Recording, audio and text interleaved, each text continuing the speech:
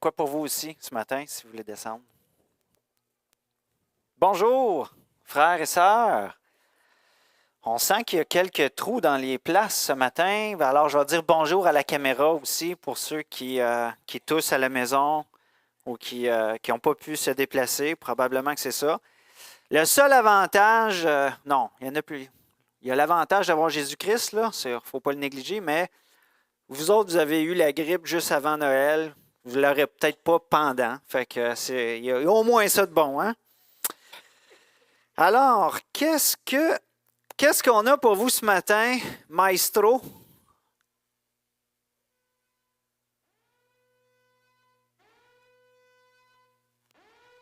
Tu peux mettre ça un peu plus fort? Hmm. OK. Calmez-vous, ce n'est qu'un test. Les sorties de secours sont ici, à l'arrière, sur le côté. C'est un bon rappel, hein, quand on fait ça. Mais comment réagissez-vous quand vous entendez un signal comme ça? Hein? Des fois, on en reçoit ça, c'est des alertes Amber sur notre cellulaire. Quand on reçoit un signal d'alarme comme ça, on dirait que tout arrête. Puis là, tout le monde va regarder qu'est-ce qui se passe. Où est le danger? Et on réagit immédiatement. Hein? Oups, il y a un signal d'alarme. OK, il y a quelqu'un qui a été enlevé dans un char blanc avec un monsieur vêtu d'un chandail rouge, par exemple. Puis là, on va commencer à se demander, si tu proche de moi, si c'est quelqu'un que je connais. Quand on a un signal d'alarme, on réagit tout de suite. Mais parfois, le signal d'alarme nous avertit d'un danger qui n'est pas nécessairement immédiat. Et là, qu'est-ce qui se passe quand on reçoit une alarme de manière régulière? Il peut arriver qu'on finit par s'habituer à ce signal-là. Ben oui, c'est encore un petit fido, fido, fido, un petit alarme que je suis habitué d'entendre. Et ça me fait penser à mes enfants. Tu sais, quand c'est le temps d'aller à l'école, hein, ils ont mis le réveil matin, puis là, à un moment donné, ils sont habitués à encore le réveil matin. Puis on a dû des fois gérer plusieurs fois nos garçons qui se rendorment avec le gros puis les autres dorment sur leurs deux oreilles comme si de rien n'était. Puis là, je suis en haut dans ma chambre, puis j'entends le signal. Voyons donc, comment se fait qu'ils arrivent à dormir là-dessus? Et ce matin, j'aimerais ça vous parler d'une exhortation, d'une supplication extrêmement importante qui nous concerne tous. C'est une supplication que l'apôtre Paul communique à la fin de sa vie à son protégé Timothée. C'est comme une lettre de ses dernières volontés que l'apôtre Paul est en train d'écrire à Timothée. Et donc, on a tout intérêt à porter attention. Qu'est-ce que Paul va nous dire? Quelle sagesse il va nous communiquer inspirée de Dieu? Et l'apôtre Paul est en train de communiquer à son protégé Timothée une priorité urgente et quelque chose qui nous concerne, qui n'est pas nécessairement immédiat, mais pour lequel, justement, il ne faut pas se rendormir dessus. Vous parlez un petit peu du contexte de l'apôtre Paul. Il écrit sa lettre à Timothée alors que lui-même est en prison à Rome. Il est au seuil de sa mort, non pas parce qu'il a pogné une maladie, à cause qu'il est disciple de Jésus, à cause qu'il a partagé la bonne nouvelle.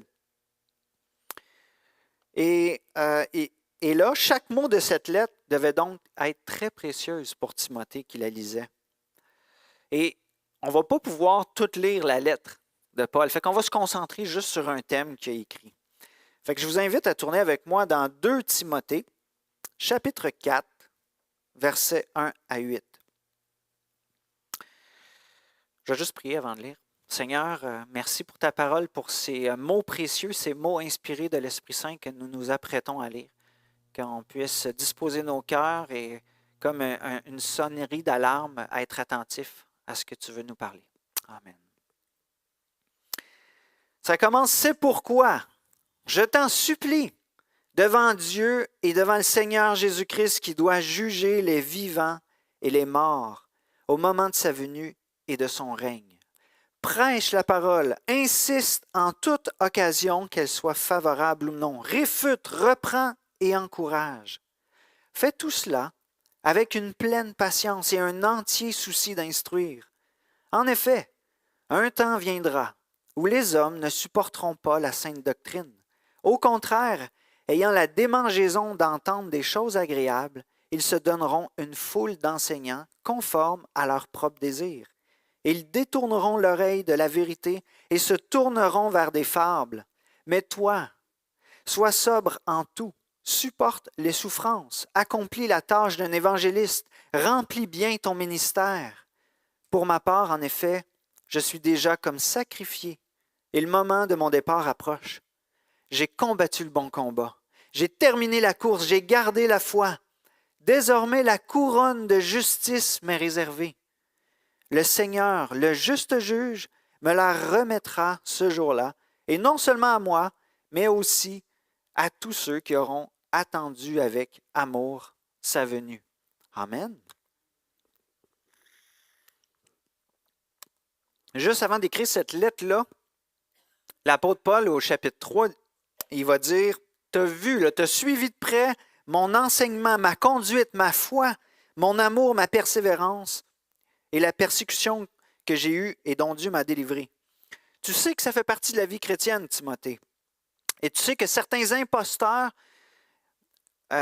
égarent les autres et eux-mêmes dans le mal. Ils s'égarent eux-mêmes pour leur propre intérêt. Mais toi, tiens ferme dans les épreuves. » Et c'est là qu'il commence ce texte-là. « C'est pourquoi je t'en supplie. » Et j'ai choisi ce passage-là parce que je trouvais que c'était un bon passage pour débuter notre vie commune ensemble. Sur quoi on doit se supplier, se concentrer ensemble. Et je trouvais que ça avait une portée vraiment qui nous poussait vers Dieu et notre prochain, plutôt que des fois d'être centré sur nous-mêmes ou sur nos défis. Et là, on peut se demander pourquoi l'apôtre Paul insiste-t-il à ce point-là auprès de son protégé? Paul communique une urgence prioritaire, à tel point qu'il le supplie, « Je t'en conjure devant Dieu et devant le Seigneur. » Si l'urgence concerne Timothée, il faut faire cependant attention de ne pas croire ou tomber dans le piège de croire que Timothée est en danger de mort spirituelle ou éternelle s'il n'accomplit pas ce mandat-là que Paul lui confie. Ça irait dans le sens contraire de ce que les Écritures nous disent, de l'enseignement même de Paul.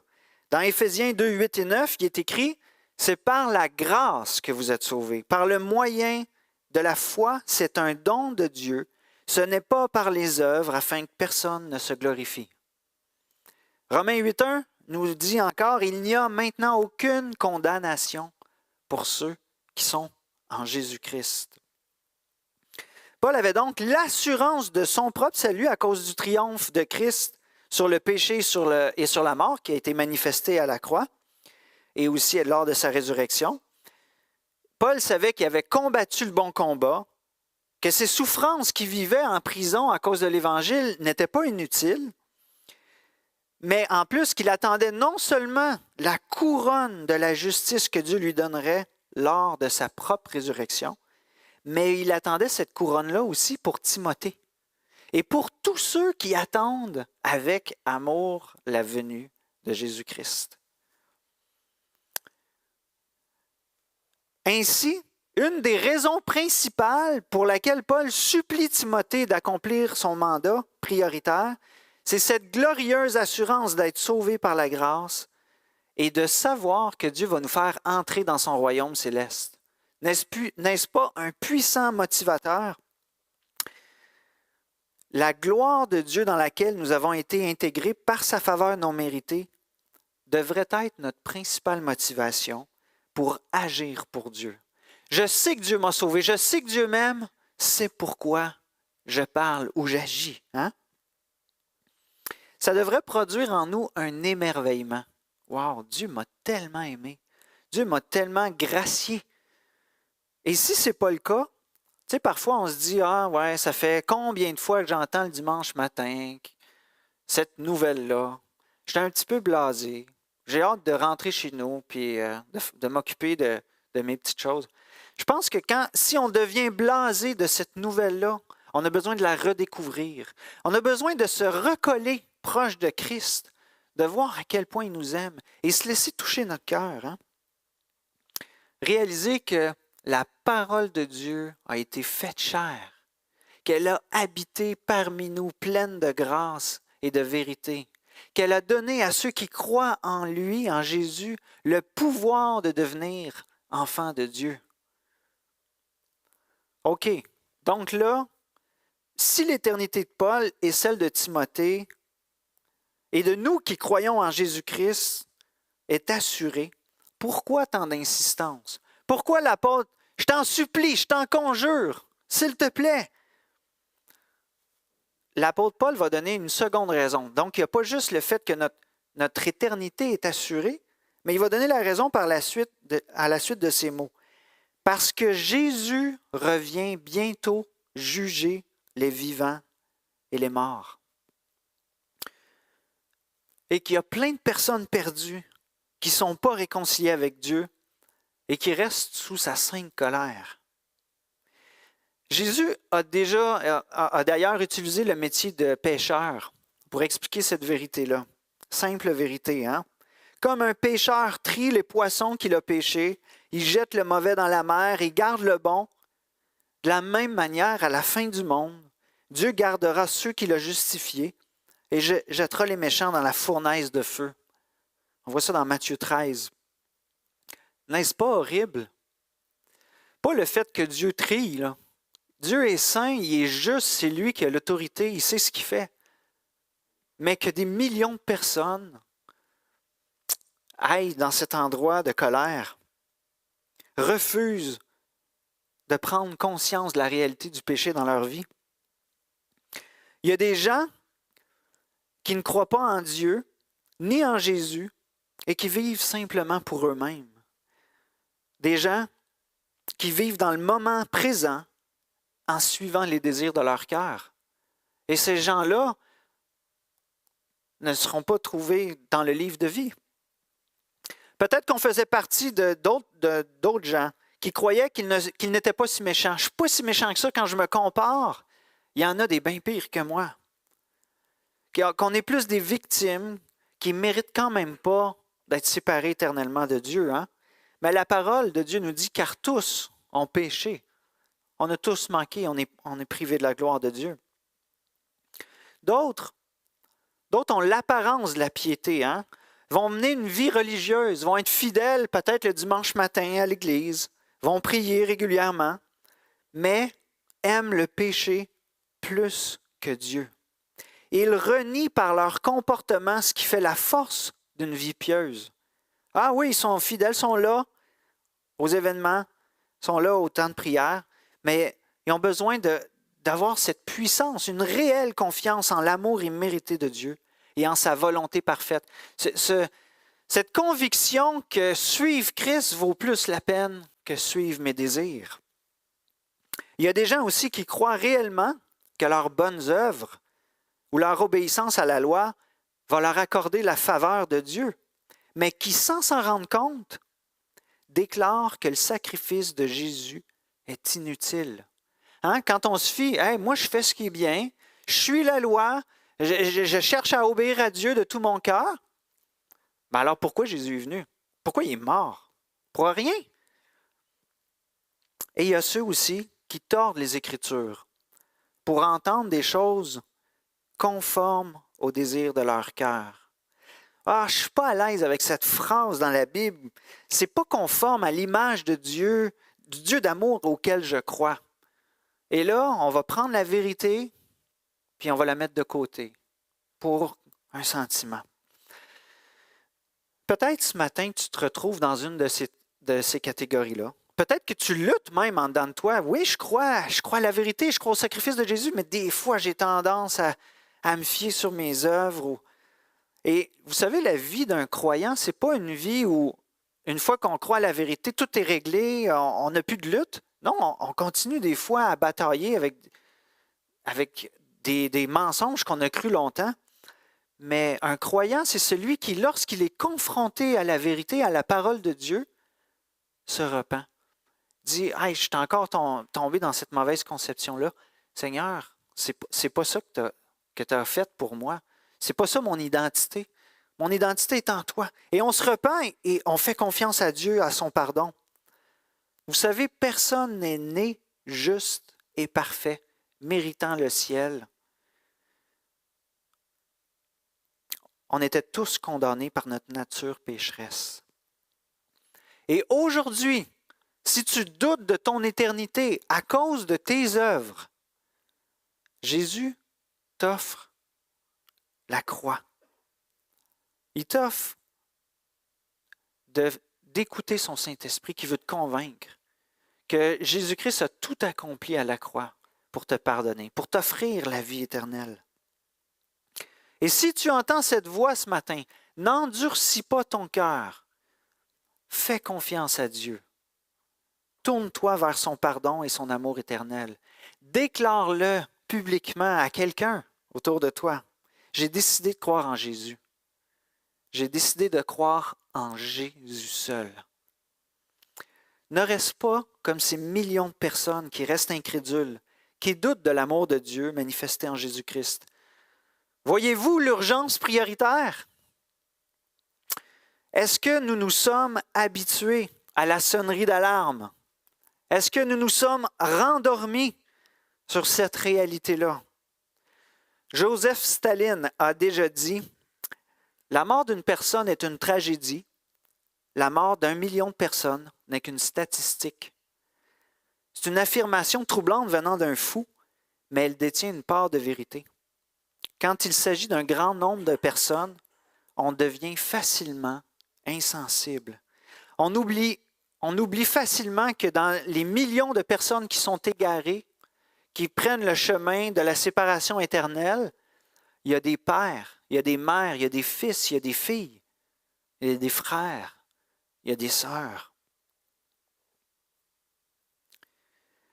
Cette semaine, j'ai vu le cœur de mon frère Daniel Gagné brisé et pleurer juste à l'idée de se rappeler la triste réalité de ces millions de personnes qui s'en vont pas au bon endroit. Et en le voyant, mon cœur a été chamboulé. Il a été chamboulé par 2 choses. Par le fait que oui, ces personnes-là s'en vont là, mais aussi parce que mon cœur s'est habitué à ça et qu'il avait besoin d'être resensibilisé à cette réalité-là. Qu'est-ce qu'on va faire devant cette réalité-là? On ne peut certainement pas rester indifférent. C'est ce que l'apôtre Paul nous dit. Je t'en conjure, devant Dieu et devant le Seigneur Jésus-Christ, qui va juger les vivants et les morts au moment de sa venue et de son règne. Et il lui dit, prêche la parole. Prêche la parole. L'essentiel de cette priorité urgente-là, c'est de prêcher la parole de Dieu. On a besoin de ce rappel, n'est-ce pas? La prédication est la proclamation publique de l'œuvre du rachat de Dieu, révélée envers nous à travers la loi, les prophètes et à la fin des temps, le Fils, Jésus-Christ. Et tout ça révélé par la puissance de l'Esprit Saint qui touche nos cœurs. Mais ce mandat-là, prêche la parole, ne s'adresse-t-il pas aux pasteurs? Oui, mais plus. Oui, un des critères spécifiques exigés pour la charge d'ancien est d'être apte à l'enseignement de la parole, dans 1 Timothée 3. Mais la prédication ne se limite pas aux anciens.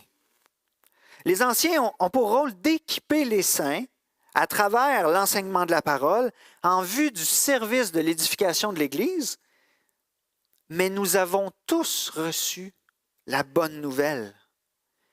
Nous sommes tous appelés à redonner ce qu'on a reçu. On a reçu la vie éternelle par la prédication de la parole. Nous sommes appelés à le redonner à notre prochain. Et vous savez quoi? Que vous le vouliez ou non, nous sommes tous en train de prêcher un message au monde. Parce qu'on dit, parce qu'on partage. Si on se concentre sur les malheurs qui nous atteignent, si c'est ça qu'on communique aux autres, si on se concentre sur les tragédies, les scandales mondiaux, notre prédication va plus ressembler à un message de désespoir, de condamnation, plutôt qu'un message de rédemption. Un message d'espoir. Et il faut le dire, évangéliser, ce n'est pas quelque chose, ce n'est pas un réflexe naturel chez l'être humain. Mon premier réflexe, c'est de parler de Jésus. Chez l'être humain, on n'aime pas ça. Parler de quelque chose qui peut nous rendre pas populaires. Mais comme nous dit la parole de Dieu dans Romains 10, versets 14 et 15, comment croiront-ils en celui dont ils n'ont pas entendu parler? Comment en entendront-ils parler s'il n'y a personne qui prêche?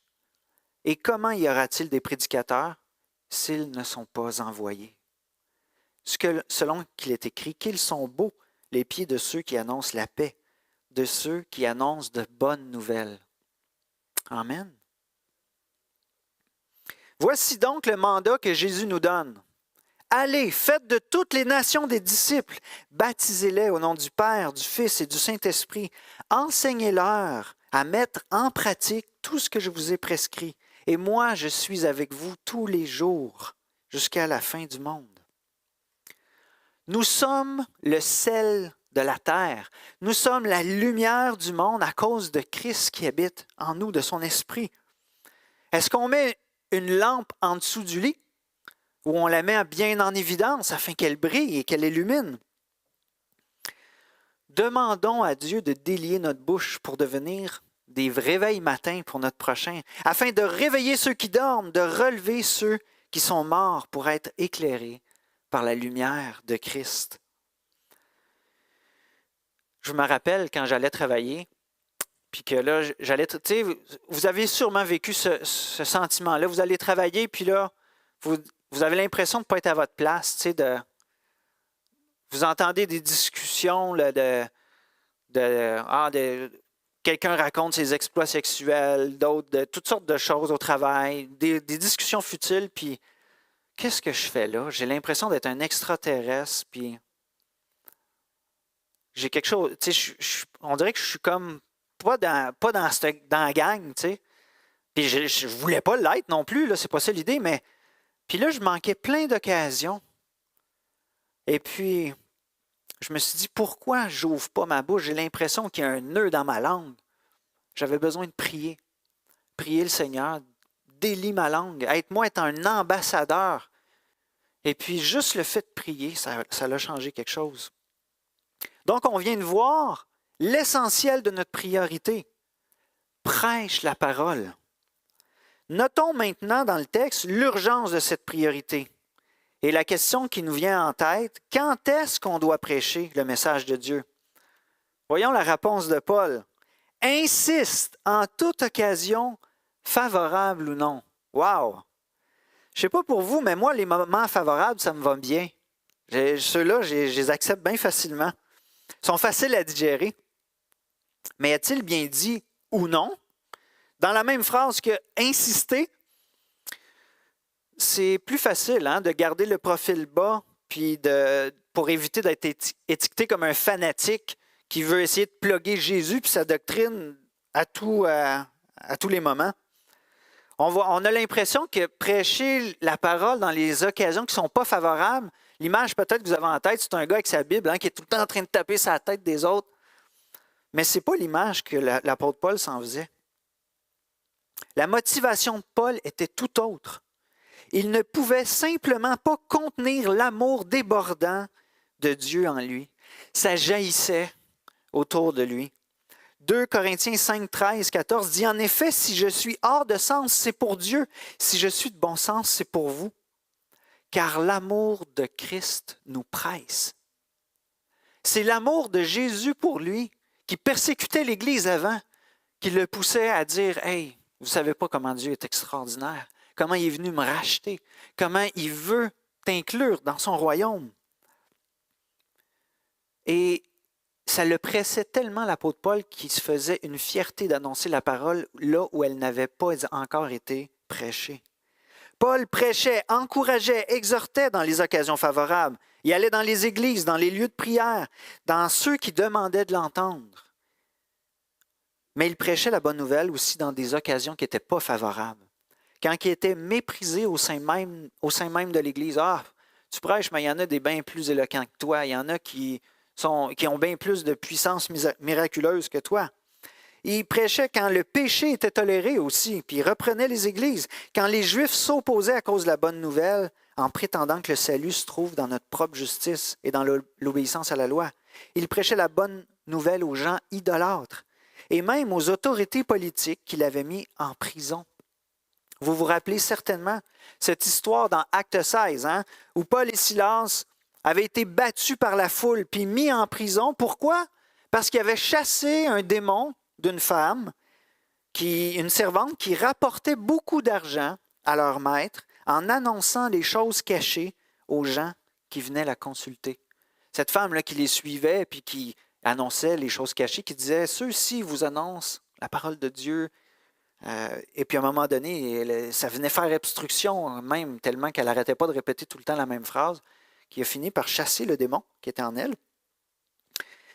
Et il a été battu par la foule à cause de ça. Hey, ces gens-là, ils enseignent des coutumes qui ne sont pas communes ici à nous.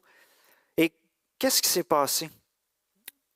Même si la parole de Dieu n'avait pas reçu un bon accueil dans cette ville-là, l'apôtre Paul a prêché. Et quand Dieu l'a délivré de la prison avec un tremblement de terre, et que le geôlier allait s'enlever la vie, sachant que ces prisonniers qui avaient la garde s'enfuyaient, qu'est-ce qu'il a fait, Paul? Il a-tu dit, « Yes, bien fait pour lui. Dieu vient de me donner la délivrance. Toi, mon homme, c'est ton résultat final. » Non, l'apôtre Paul avait tellement à cœur les perdus, la parole de Dieu, qu'il a renoncé à sa liberté que Dieu lui-même lui donnait en ouvrant, en déliant ses chaînes, tout ça, puis avec le tremblement de terre. Puis il a dit, wow, enlève-toi pas la vie, on est là. Puis il a commencé à annoncer la bonne nouvelle à son bourreau. N'est-ce pas merveilleux? Et donc, et puis on le sait ensuite, la suite qui s'est passée, le bourreau et sa famille se sont convertis. Le geôlier a donné sa vie à Dieu. C'est lui qui avait besoin d'être libéré, pas l'apôtre Paul. Il était déjà libre, Paul. Paul ne laisse pas Timothée seulement avec un mandat, il lui explique la manière de le transmettre. Alors, c'est quoi la manière de s'acquitter de cette priorité urgente que Dieu nous donne? Fais tout avec une pleine patience et un entier souci d'instruire. Et c'est clair qu'on ne peut pas dire tout d'un coup. Quand on veut prêcher la parole, on voudrait parler de la Genèse jusqu'à l'Apocalypse, mais on n'a pas tout ce temps-là. Puis je ne l'ai pas non plus ce matin. Donc, on doit semer, arroser, désherber, prier, persévérer et faire confiance que Dieu va faire croître tranquillement, que ça prend du temps. Mais on attend avec assurance le fruit. C'est du travail sur le long terme. Et Dieu nous dit, fais-le avec douceur et patience, sans amertume, ni sentiment de supériorité. Parce qu'on sait que si on prêche la parole à notre prochain, puis qu'on est là pour juste prouver qu'on a raison, puis qu'il a tort, on va être comme quelqu'un qui regarde sa plante pour essayer de la faire grandir, qui lui crie des bêtises, puis qui fait de l'ombre. Finalement, on cache du soleil par notre orgueil finalement. Puis vous savez, les scientifiques ont découvert que quand on parle à nos plantes ou quand on agit avec eux autres, ça a un effet. Si on leur dit des belles choses, si on met même avec la musique, il paraît qu'ils réagissent à ces vibrations-là, puis tout ça. À combien plus forte raison notre prochain, quand on lui parle, doit réagir à ce qu'on lui dit, est affecté de la manière qu'on lui dit, avec douceur et patience. Donc, notre caractère peut faire obstacle et il ne faut pas qu'il en soit ainsi. Et en même temps, on doit prêcher la parole sans compromis avec la vérité. L'ennemi de nos âmes est rusé. Il connaît nos faiblesses. Il sait que la vérité sans amour est inutile et il sait que l'amour sans la vérité, c'est qu'un mensonge. Paul nous rappelle que la priorité de la prédication ne dépend pas aussi de la réponse des autres, mais de notre confiance dans l'amour de Dieu pour nous et dans la confiance en sa volonté. Donc, on prêche à cause qu'on sait que Dieu nous aime, on prêche à notre prochain dans la vérité et dans l'amour. Il est certain qu'on s'attend à avoir un fruit. Tu ne sèmes pas ton jardin en disant « de toute façon, il n'y a rien qui va sortir de là ». Non, on s'attend à un résultat, mais ça ne dépend pas du résultat pourquoi on continue à persévérer. Et Paul avait averti Timothée Et il nous avertit, nous aussi. Il va y avoir de l'opposition. Les gens ne supporteront plus la sainte doctrine. Voulant entendre des choses agréables et conformes à leurs désirs, ils vont détourner l'oreille de la vérité et suivre des gens qui enseignent des histoires qui proviennent certainement pas de l'Esprit Saint, mais de leur logique charnelle. Dieu a-t-il réellement dit ça? Pense pas, ça n'a pas d'allure. Ces passages bibliques qui tolèrent l'esclavage ou qui enseignent la soumission, c'est certainement pas conforme à l'image de Dieu d'amour que je comprends. Ou je ne peux pas croire à un Dieu éternel, ça n'a pas de sens, ce n'est pas logique. Et ainsi, je ne peux pas croire non plus à une séparation éternelle dans un lieu appelé enfer. Et là, on va se tourner, les gens vont se tourner vers des gens qui vont leur dire des choses qui les flattent, qui aiment entendre. Faisons attention de ne pas limiter Dieu à notre logique ou à nos expériences du passé brisées par le péché pour interpréter et dicter ce qui est bien ou ce qui est mal. Quand on met nos sentiments ou notre expérience comme base d'autorité, nous nous attaquons directement à l'autorité et à la véracité des Écritures. 2 Timothée 3,16 nous rappelle que toute Écriture est inspirée de Dieu et utile pour enseigner, convaincre, corriger, instruire dans la justice, afin que l'homme de Dieu soit accompli et propre à toute bonne œuvre. J'aimerais vous apporter quelques applications pour le passage qu'on vient de lire ensemble. Premièrement, si on veut répondre à la supplication de Paul de prêcher la parole de Dieu, on doit premièrement la connaître. Enracinez vos vies en Jésus par la lecture de la parole, la prière et aussi le silence, en écoutant. Sans Jésus, on ne peut rien faire. C'est la vérité qui va nous rendre libres. Et donc, c'est la vérité qui va rendre libre notre prochain. Connaissons la parole, lisons-la, méditons-la, mémorisons-la. Deuxièmement, on sait qu'il existe de nombreuses occasions favorables pour prêcher la parole. Noël, Pâques, quand quelqu'un nous pose des questions sur notre foi, quand on est invité à raconter notre témoignage. Mais comment créer ces occasions-là? Eh bien, prenez premièrement l'initiative. Prenez l'initiative. On a tendance à attendre, je vais être gentil, puis un jour, ça va tellement le toucher qu'il va me poser des questions. Puis là, on se rend compte, voyons, ça fait déjà 3 ans que j'essaie d'être gentil avec cette personne-là, puis elle ne m'a pas demandé encore si j'étais chrétienne. Ça arrive, des fois, ça. Et Christ n'a pas attendu qu'on vienne à lui. Il aurait attendu longtemps. Il a pris l'initiative, il est venu vers nous. Il a fait connaître le royaume. Faites savoir aux gens que vous êtes chrétiens. Racontez-leur comment Jésus-Christ est venu vous sauver. Proposez de prier pour eux avec les principes de la parole, afin qu'ils voient la puissance de Dieu agir en vous, par vos prières. Faites-leur du bien en leur racontant le bien que vous avez reçu de Jésus. Connectez ce que les gens vous partagent avec l'histoire de l'Évangile, parce que toutes nos histoires sont connectées avec l'histoire de l'Évangile. La création, la chute, la rédemption, puis la gloire à venir. Si quelqu'un vient te voir et te partage ses nombreuses relations amoureuses qui échouent, tu peux leur parler du Jardin d'Éden, comment c'était parfait les relations et comment la chute est venue briser tout ça. Comment Jésus-Christ, aujourd'hui, est celui qui nous réconcilie de la relation la plus importante. Et comment dans la gloire à venir, il y aura plus cette présence du péché. Si quelqu'un vient vous parler du climat, à quel point c'est quelque chose de démoli, de détruit, bien encore là, au jardin, c'était pas comme ça. Le climat était parfait. La chute de l'homme est venue détruire, est venue affecter même la création. Jésus-Christ est venu créer une nouvelle création à la croix et il y a une gloire à venir par la résurrection. Chacune de nos histoires est connectée avec cette histoire-là. Maintenant, comment saisir les occasions qui ne sont pas favorables? Eh bien, premièrement, si on souffre, si on est persécuté, si on subit du mépris, des injustices à cause de notre foi, l'apôtre Pierre nous dit dans 1 Pierre 3, 14, 15, d'ailleurs, quand vous souffririez pour la justice, vous seriez heureux. N'ayez d'eux aucune crainte et soyez pas troublés. Mais sanctifiez vos cœurs, Christ le Seigneur étant toujours prêt à vous défendre avec douceur et respect devant quiconque vous demande raison de l'espérance qui est en vous.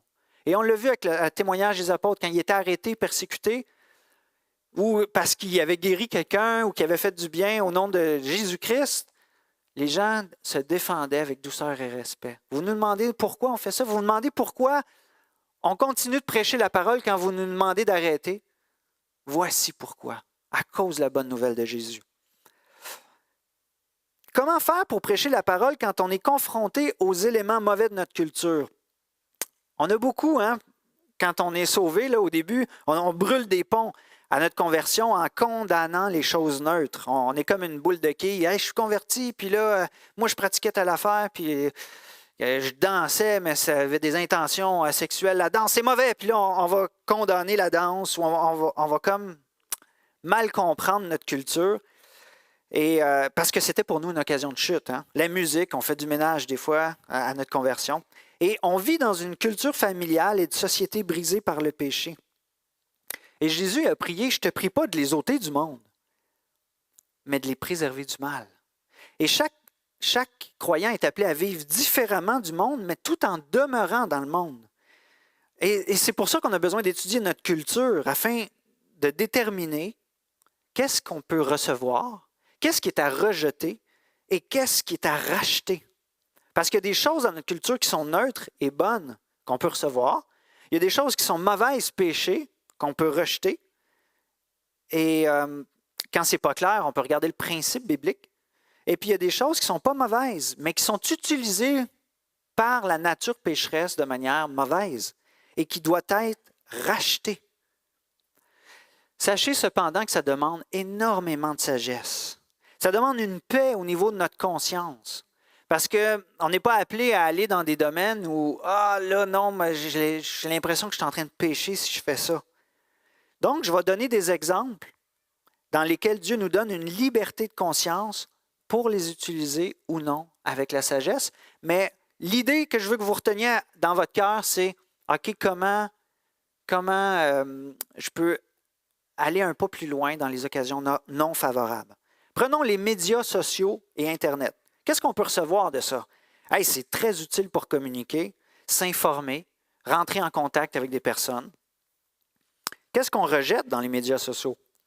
Bien, les médias sociaux exploitent beaucoup le plaisir sexuel, la pornographie, la violence verbale ou visuelle, chose qui doit être rejetée par un chrétien.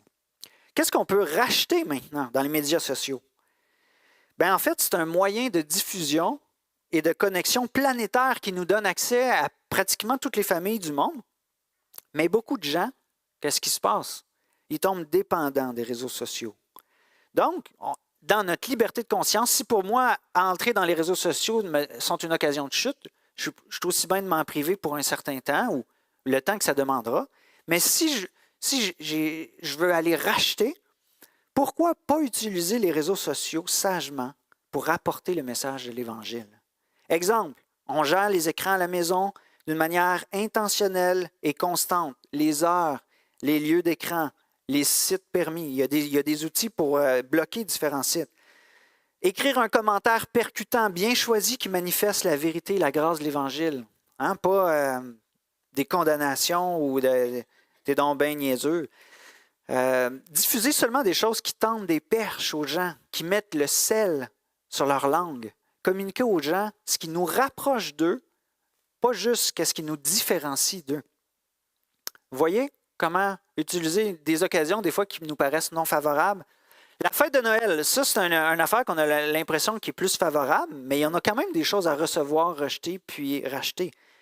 On reçoit la visite dans les familles, certaines traditions, la générosité, le rappel de la naissance de Jésus, la paix dans le monde, la crèche, le nez rouge. Qu'est-ce qu'on rejette dans Noël?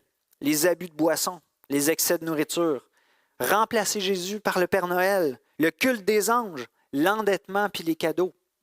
Comment on peut racheter? En étant un modèle et un ambassadeur dans nos parties de Noël de bureau, en rachetant les chansons de Noël avec des chansons qui sont centrées sur la bonne nouvelle de Jésus, en faisant un événement de Noël centré sur la bonne nouvelle, en ayant un élan de générosité comme on a vu avec le centre d'entraide, avec le marché économique, en faisant des cartes de Noël personnalisées qui donnent le goût aux gens de connaître Jésus-Christ. Dernier exemple, la fête de l'Halloween. Oh, là je rentre dans un terrain glissant. Est-ce qu'il y a quelque chose de bon là-dedans? Qu'est-ce qu'on peut recevoir? OK. Les gens qui sortent des maisons et qui se visitent mutuellement, ça c'est correct. S'échanger des bonbons, c'est correct. À moins que vous ne le faites pas pendant l'année, puis que vous trouvez ça mauvais, les bonbons, c'est correct aussi. Le plaisir de se costumer, c'est quelque chose qu'on a tous. Hein? On aime ça, voir nos enfants déguisés. Une activité familiale plaisante, on sort dehors en famille. Décorer nos maisons de manière neutre, des citrouilles, des balles de foin, tout le monde aime ça. L'implication de la ville et des commerces, des professeurs à l'école, c'est pas mal qu'ils s'impliquent. Qu'est-ce qui est à rejeter? Les costumes reliés au monde de la terreur et occulte, qui sont en horreur à l'Éternel, la sorcellerie, les démons, ridiculiser la mort.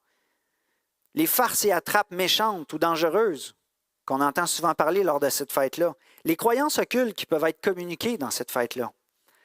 Comment prêcher la parole dans cette occasion non favorable? Je me rappelle au début de mon mariage, j'avais tendance à me cacher dans le fond de mon sol, fermer les rideaux, puis on mangeait du popcorn en écoutant un film. Puis là, je voyais mes enfants qui ouvraient le rideau, qui voyaient les gens, des fois qui venaient cogner à notre porte, même si on n'avait rien de décoré, tout ça. Puis là, à la longue, je me suis dit, hey, je la joue pas trop défensif, moi, là. Tu sais, puis j'ai l'impression que je manque quelque chose. N'y a-t-il pas un moyen de briller? Comment racheter? C'est une des plus grandes fêtes de l'année où les gens viennent chez vous en famille. Je crois qu'on peut servir les gens au lieu de chercher juste à profiter de la fête. Hein? Saisir cette occasion, premièrement, pour connecter avec les gens, proclamer la lumière dans une soirée de ténèbres. Contraster, tendre une perche, mettre le sel sur la langue des gens. Certains vont remplacer la fête d'enfants par une fête d'enfants à l'église, hein, avec des jeux, des bonbons, puis c'est bien, c'est super bien. Mais souvent, c'est déconnecté avec les gens de la communauté. C'est difficile d'inviter parce que les gens, ils fêtent autrement. Et on peut dire, oui, mais il y a plein d'autres moments dans l'année pour prêcher la bonne nouvelle. Et c'est vrai aussi. C'est pour ça que je dis que ça demande beaucoup de sagesse puis d'une ouverture pour toutes les façons de faire. Mais il y en a qui vont plus loin.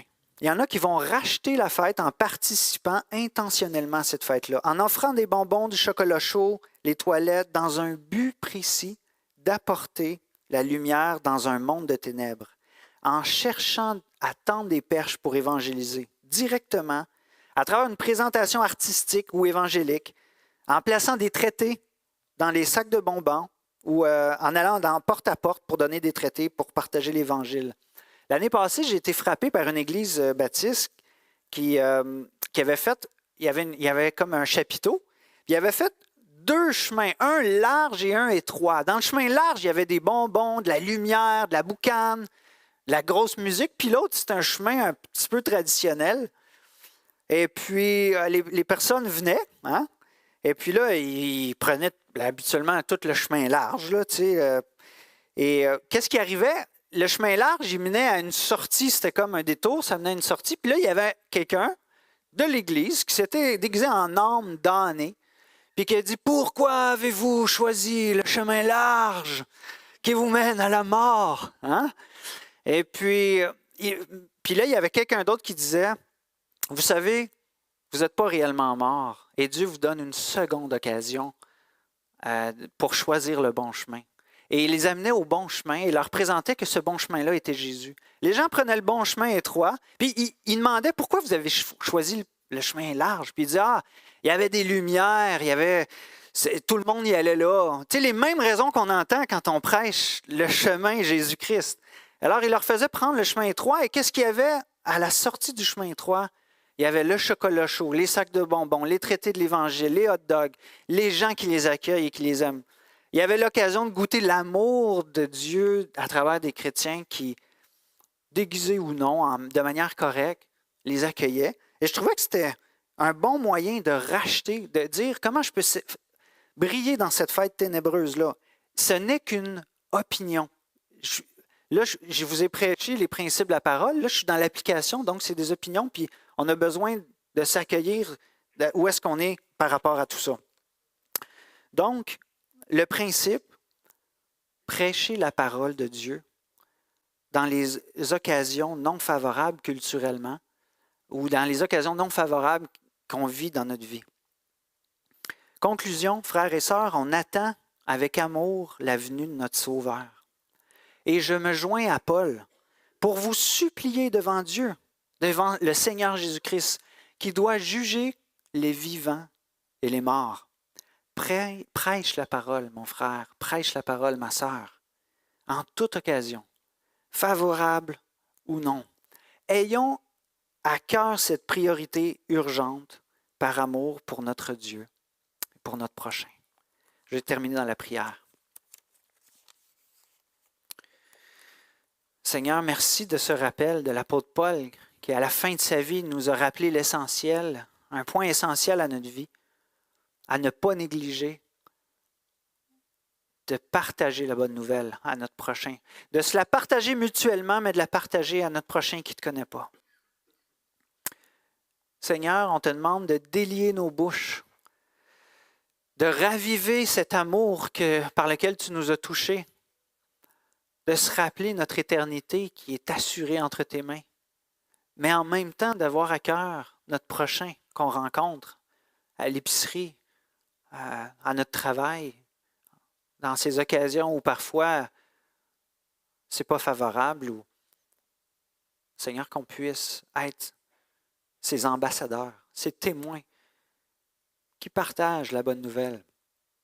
Seigneur, je te prie de bénir ton assemblée, d'allumer ce feu dans nos cœurs et qu'on puisse saisir les occasions, Seigneur.